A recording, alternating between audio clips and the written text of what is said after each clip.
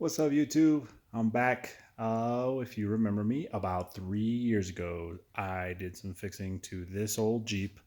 I've had it for a while now, and looking at it, it still really looks good. So I'm happy about that. But this is actually 2011, so still holds up though. I think it still looks decent, and so I continue to work on it.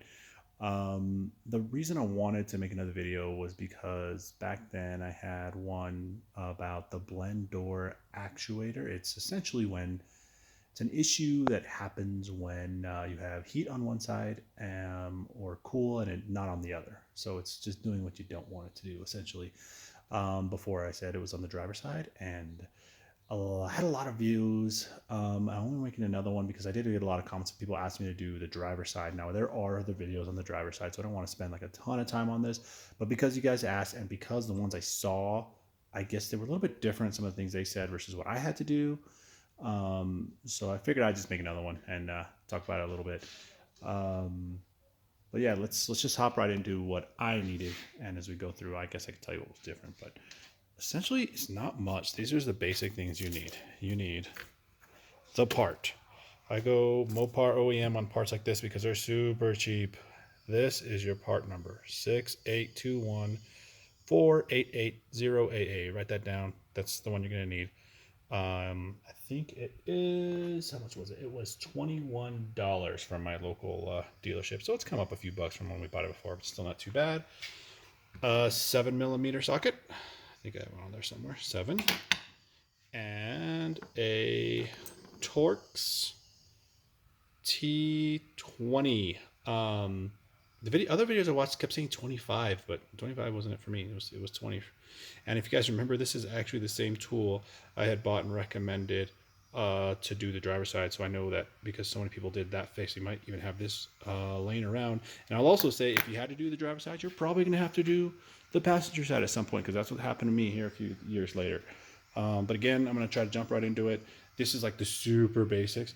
This is kind of some other stuff I use that make it just easier, so this is nice if you want to just kind of rip through it. Nice little extension. This is to help pull off some trim. And a little pry bar. I'm going to hop right into what we did.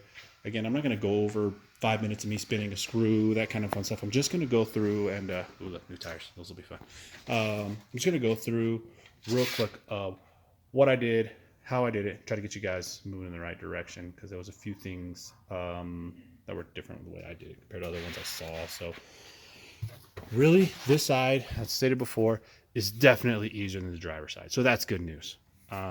All you got to do, so I'm going to start from the top. And again, I'm not going to go over every little bit, but you have your glove compartment. You open your glove compartment. When you open your glove compartment, there's like a little string that comes down from in here to a little hook right in that little hole. So you just pop that out, super easy. Then you're going to have those two little hooks right there. Do you see that little guy right there? So you have to put some pressure on the glove compartment to get it out. Like this, just kind of push to pop that out. There's one on each side, one there and one over there. So you pull those two guys out. Then the next thing you're going to do is you're going to have, it's not going to look like this just yet. That would be nice, but it's never that easy. You're going to have this piece of plastic. I'm going to just set it right here to show you guys right here. And this is going to have 6 screws you need to remove.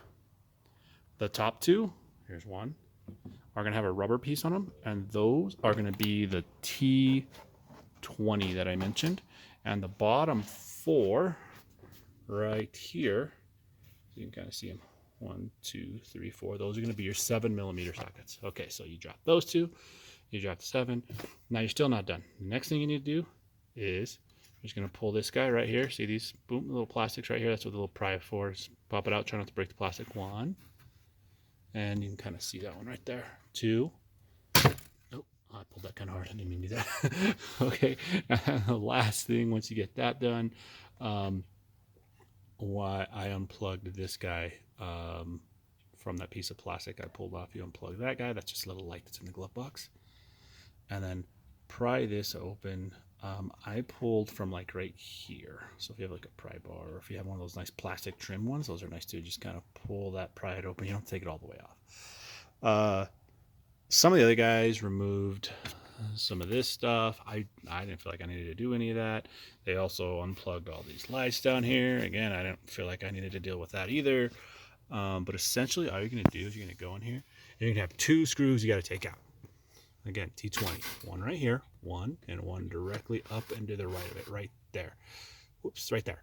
Those ones, this back one is kind of tough and tight to get, but kind of like my other video, if you have that little tool I showed you that has a T20 on it, it's really not too bad. You just reach in there. I just put a pad here because this is sharp, by the way. So this was kind of cutting on my arm. So I put a pad there. And all you do is kind of like before, you pull it and you'll see there's the gear.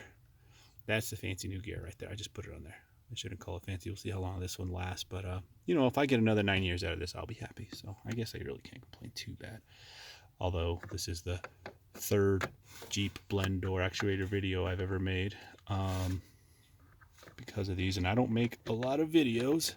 If you're curious, I make them when they're not out there or they're not good enough. I don't really make them very often at all.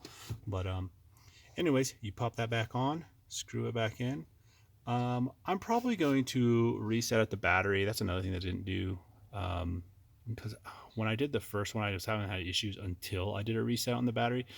So I'll probably do it with this one too. That's something that other folks said they didn't do. Now, before, when this thing broke, I actually broke the actuator, this part right here on the left side. This one seems to be fine though.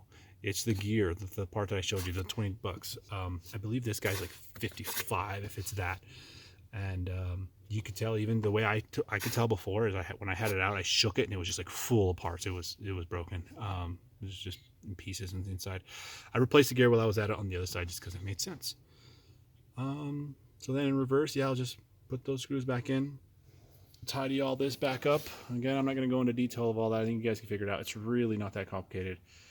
I had a light too. I guess the little light is helpful. But yeah, I hope this helps. If you get questions or whatever, throw it in the comments. Like I said, there was a few things different about mine.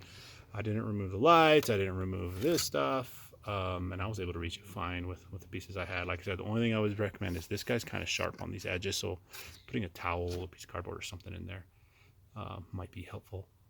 And thanks guys. Let me know if you have questions down in the comments.